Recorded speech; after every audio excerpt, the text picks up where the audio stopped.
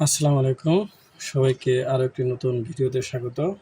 যথারীতি আমরা ক্লাস নিচ্ছি অর্ডিনারি ডিফারেনশিয়াল ইকুয়েশন সাবজেক্টের উপর, যেটা 3G টাইপ নাম্বার 7। আজকে আমরা সমাধান করব এটার এই চ্যাপ্টারের লাস্ট ম্যাথ, অর্থাৎ এক্সাম্পল 18 বা উদাহরণ 18। এটা আমরা সমাধান করার চেষ্টা করবো ইনশাআল্লাহ।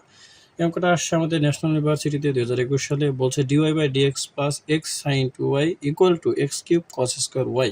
এটা আপনার দেওয়া আছে, তো এটাকে আপনার কী করতে হবে? সমাধান করতে হবে। দেখুন এখানে অঙ্কটা আমরা খেয়াল করি, এই অধ্যায়টা বলা হয়েছে প্রথম ক্রম এবং প্রথম মাত্রা অন্তরক, এক মাত্রা করতে হবে। দেখেন এখানে মাত্রা কি এক আছে? এক নেই। দেখো এখানে কস স্কোয়ার আছে আর এখানে সাইন রুট স্কোয়ার নাই, বাট এখানে ছিল থিটার জায়গায় ওয়াই আছে, সাইনের জায়গায় 2y আছে। তাহলে এটাকে আমাদের একটা যে কোনো একটা আকারে নিয়ে আসতে হবে, হয়তো বা কসে অথবা সাইন অথবা সিক অথবা ট্যানে, যে কোনো একটা ফর্মেশনে নিয়ে আসতে হবে। তো এই একটা ফর্মেশনে আসার জন্য আমরা কী করতে পারি? এখানে দেখেন কস স্কোয়ার আছে, এখানে সাইন 2y আছে, তাহলে সাইন 2y এখানে আছে কস ওয়াই, তাহলে আপনি সাইন 2yকে আগে সিস্টেম করেন, অর্থাৎ একে আপনি একটা ফর্মেশনে আসেন, dy/dx নিয়ে আসেন প্লাস এক্স। দেখেন সাইন 2y এর সূত্র পড়ছি আমরা, হয়তো ইন্টারমিডিয়েটে, জানি না মনে আছে কিনা আপনাদের, আশা করি মনে আছে।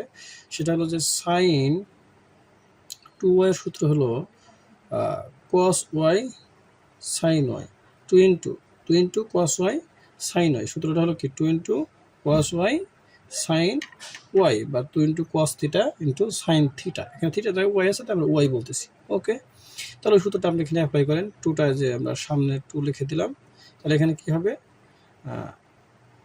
2 cos y into sine y equal to, এখানে যা আছে ডান পাশের তাই, ডান পাশে এখন কাজ করবো না আমরা, x cube cos square y. Okay, এবার আমরা কি করতে পারি? দেখেন এখন আমরা যেটা করতে পারি, এখানে এক্স স্কোয়ার আসছে, আবার এইখানে কি আছে? এক্স আছে। হ্যাঁ, এক্স নিয়ে কোনো কাজ নেই আমাদের, এক্স কস স্কোয়ারটা দিয়ে ওই পাশে ভাগ করতে পারি। কী করবো? কস স্কোয়ার দ্বারা ওই পাশে ভাগ করব। তাহলে এখানে ভাগ করলে কী হবে? 1 ডিভাইডেড কস স্কোয়ার ওয়াই হবে। এখানে সাথে আছে dy/dx, মানে কস স্কোয়ার দ্বারা ওই পক্ষে ভাগ করতেছি।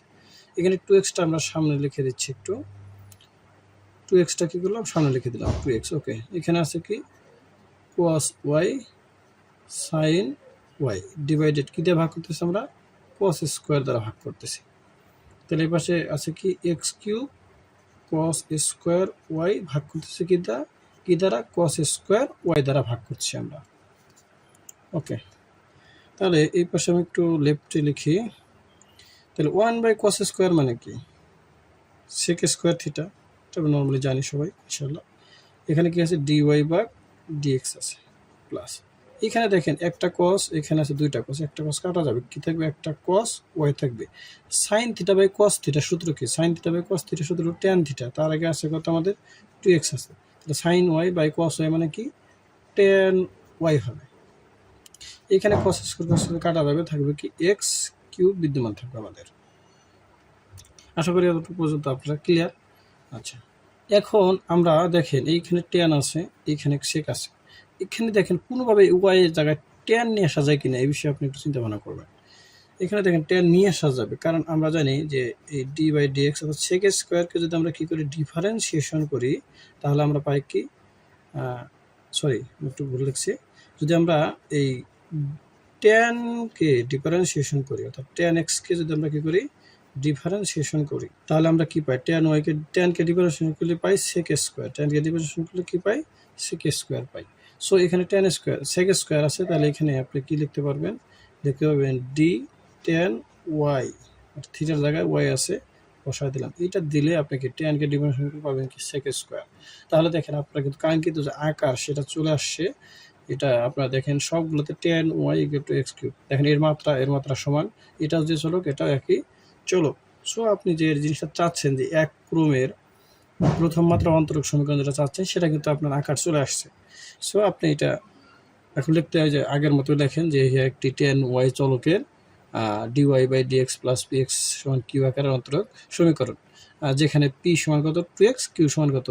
x cube. এই কথাটা আমি লিখবেন, আমি বাংলা কথাটুকু আর লিখলাম না। আচ্ছা, তাহলে আমরা এখান থেকে কী করবো? ইন্টিগ্রাল ফ্যাক্টর নির্ণয় করবো, অর্থাৎ ইন্টিগ্রাল ফ্যাক্টর সূত্র আমরা জানি কি? এটা লিখিয়ে দেই, যেহেতু এটা লিখে দেই একটু, যে হ্যাঁ একটি ট্যান ওয়াই চলকের একমাত্রার সমীকরণ,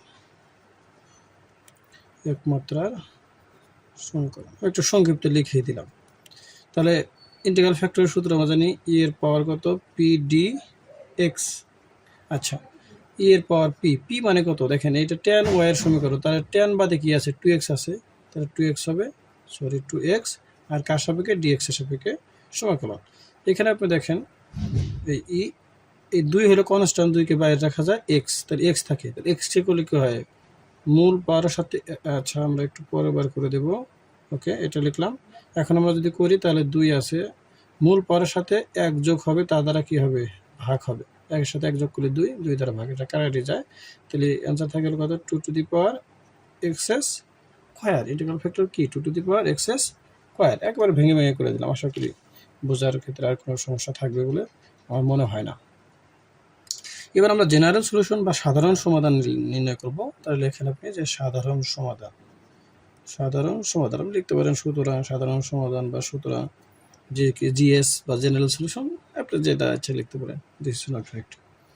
তাহলে আপনাদের এটা নিয়ম হলো কি, যে চলক থাকবে সেই চলক হবে, চলক হলো কার, tan y এর চলক। তারপরে কি হবে, ইন্টিগ্রাল ফ্যাক্টরের মান হবে, ইন্টিগ্রাল ফ্যাক্টরের মান কত, e two the power x square, integral ফ্যাক্টরের মান একবার বসায় দিচ্ছি। তারপরে সমাকলন চিহ্ন কি হবে, এরপর কিউ এর মান কত, কিউ এর মান হলো এক্স কিউব, অর্থাৎ ডান পক্ষে যেটুকু থাকবে সেটুকু হবে এক্স কিউব। আচ্ছা, এখানে ইন্টিগ্রাল ফ্যাক্টরের মান কত, e to the power x square, তার সাথে কি হবে, ডিএক্স প্লাস সি। হ্যাঁ, এটাও যে সূত্র অনুযায়ী লিখছে, আগের ক্লাসগুলো যারা করছেন তাদের জন্য আমি সূত্রটা লিখিনি, আশা করি এটা আপনাদের অলরেডি আয়ত্তে চলে আসছে বলে আমি বিশ্বাস করি। তাহলে এইটাকে আমরা একটু দেখি কিভাবে সমাধান করতে পারি ধাপে ধাপে। এখানে বাম পক্ষে tan y E to the power x square আছে। আচ্ছা, এখানে এক্স কিউব আকারে আসে, যেটা আমাদের সাথে এখানে কিন্তু কনফ্লিক্ট আছে, এখানে ডিএক্স এর সমীকরণ, এখানে এক্স স্কোয়ার আছে, এখানে কিউব আছে, মাত্রাগুলো এলোমেলো আছে। এটাকে আমরা একটু সেম টাইপের করার চেষ্টা করব। এটাকে এক্স কিউবকে ভাঙা যায়, x square e to the power x square t x plus c. হ্যাঁ, একটু ভেঙে নিলাম আমরা। এখানে আমাদের দেখেন এখন মোটামুটি মাত্রাগুলো কি সমান হয়ে গেছে। এখানে আমরা একটু ধরে নেব, হ্যাঁ আমি একটু জাস্ট রাফ করে দিচ্ছি, চাইলে আপনি একটা আলাদা করে নিজে ধরে করতে পারেন, অথবা অন্য জায়গায় রাফ করে জাস্ট মানটা বসা দিতে পারেন, কোনো সমস্যা হবে না। এখানে আমাদের কি ছিল, যে ই এক্স স্কোয়ার আছে, তাহলে আমরা ধরি ইউ সমান এক্স স্কোয়ার। তাহলে এই কি আমরা যদি ডিফারেন্সিয়েশন করি তাহলে কি হবে, ডিউ ভাগ ডিএক্স ইকুয়াল টু 2x হবে, মূল পাওয়ার সামনে মূল পাওয়ার থেকে বিয়োগ হবে, খুবই সিম্পল। তাহলে এখান থেকে ডিইউ সমান কি লেখা যাবে, 2x dx লেখা যাবে, 2x dx লেখা যাবে। এখন আপনি খেয়াল করেন এখানে কি আকার আছে, এখানে 2 আছে কি, জি না, এখানে আপনি আকার আনতে পারছেন যে x dx আকার আছে, বাট 2টা নাই। হ্যাঁ, তাহলে 2 নাই, আমরা তাহলে 2টা নিয়ে আসবো, একটু এই 2টা নিয়ে আসার জন্য একটু সিস্টেম করবো কি, এই হাফ সামনে নিব, এই মধ্যে 2x-কে মানে 2 দ্বারা এই dx এই x-কে গুণ করবো, দেখেন এই যে এটা কি যায়, কাটা যায়। আচ্ছা, তারপরে বাকিটুকু লিখে দেবো আমরা, বাকিটুকু কি আছে, x square e to the power x square, এখানে একটু আমরা ডিএক্সকে কালার দিয়ে লিখি, প্লাস এখানে সি আছে, ওকে সিটা রেখে দিই। দেখেন কালার দিয়ে লেখার কারণ কি, এখানে 2 আমরা পরিবর্তন করছি, হাফ নিয়ে আসছি, কেন নিয়ে আসছি, এই যে এইখানে যে আকারটুকু আছে এই আকারটা নিয়ে আসার জন্য।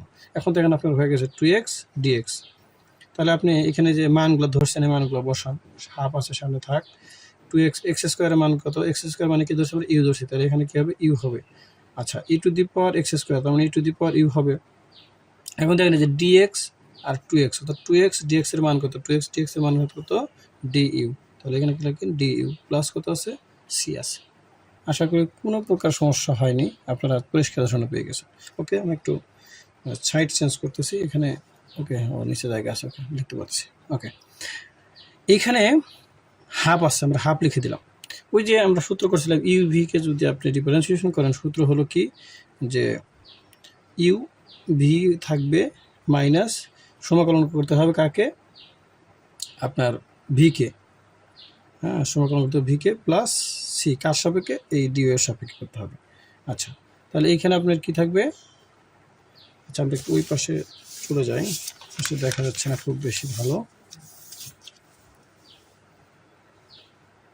ওকে, এইখানে আমরা মানটা বসায় দিই, ওই আগের লাইনটা আমি লিখে নিই, তাহলে আপনাদের একটু আমাদের বোঝাতে সুবিধা হবে। হাফ ছিল, আচ্ছা সরি একটু বাম পক্ষে কী ছিল ওটা লিখে নিই। বাম পক্ষে ছিল 10y e to the power minus x square. আমরা ডান পক্ষে ধরছি বা ডান পক্ষে একটু কাজ করেছি, বাম পক্ষে কিছু লিখে নিই। হাফ কী ছিল আমাদের, u e to the power u minus সমাকলন চিহ্ন e to the power u d u plus c. এখানে মানে ব্র্যাকেটটা শেষ করে দিলাম, এখানে শেষ করতে হবে, এখানে হয়তো আমি দিয়েছিলাম না, এটা আপনি দিয়ে দেবেন।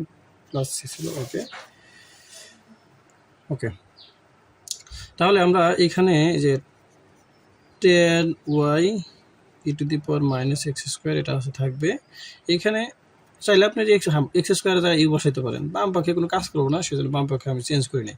এইখানে আপনি এখন সমাকলনটা করে দেন, u e to the power u minus হাফটা এখানেও আছে, হাফটা দিলাম। ই টু দি পাওয়ার ইউকে যদি আপনি সমাকলন করেন, ই টু দি পাওয়ার ইউ হবে, কোনো মানের পরিবর্তন হবে না, প্লাস সি। আচ্ছা, এখন এই পাশে কে আছে আপনার 10u। এখন আপনি ওই যে মানটা যেটা ধরছিলেন সেই মানটা আপনি বসায় দেন। হাফ ইউ এর মান কত, এখানে দেন হাফটা এই পাশে গুণ আছে, সবার সাথে গুণ করে দিয়েছি। ইউ এর মান কত, x square. E to the power মানে কত, ই টু দি পাওয়ার মানে এক্স স্কোয়ার।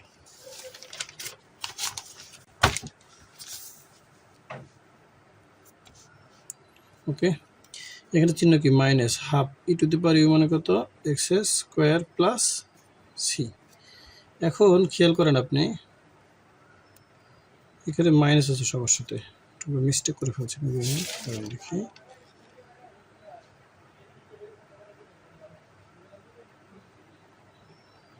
জি না, মাইনাস নাই, এখানে আমি একটু মিস্টেক করে মাইনাস লিখে বলছি, মাইনাসটা হবে না।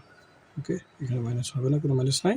ওকে, এটা এখন আপনি কী করবেন, এই e to the power x square দ্বারা উভয় পক্ষকে ভাগ করেন। তাহলে এখানে যদি আপনি ভাগ করেন, তাহলে আপনি এই পাশে কী পাবেন, 10y পাবেন। আচ্ছা, এখানে ভাগ করলে এটা কাটা চলে যাবে, থাকবে কি, এই হাফ এক্স স্কোয়ার থাকবে, মাইনাস এখানে হাফ আছে, তাহলে এখানে কি, এটা কাটা গেলে 1 থাকবে, প্লাস এখানে নাই c e to the power x ইনভার্সটা হয়ে যাবে। এই তো এখানে আপনার কি আছে, হাফ আছে, চাইলে আপনি এবার 2 দেওয়া যদি গুণ করতে পারেন, তাহলে এটা অ্যান্সার লিখলেও হবে, অথবা 2 দ্বারা গুণ করলেও হবে। তাহলে এখানে আলটিমেট অ্যান্সার হবে 210y সমান এক্স স্কোয়ার মাইনাস 2 দ্বারা গুণ করলে 1 plus c 2c e to the power minus x. আপনাকে এটা লিখতে পারেন, এই হয় নির্ণয় সমীকরণ বা এই হয় নির্ণয় সমাধান, এই হয় নির্ণয় সমাধান। আশা করি বুঝতে পারছেন। আমাদের ভিডিওগুলো যদি ভালো লাগে তাহলে অবশ্যই আমাদের চ্যানেলটা সাবস্ক্রাইব করবেন, কারণ আপনাদের সাবস্ক্রাইব বা লাইক কমেন্ট আমাদেরকে নতুন একটা ভিডিও তৈরি করতে মোটিভেশন প্রদান করে। সো নো মোর টুডে, আল্লাহ হাফেজ।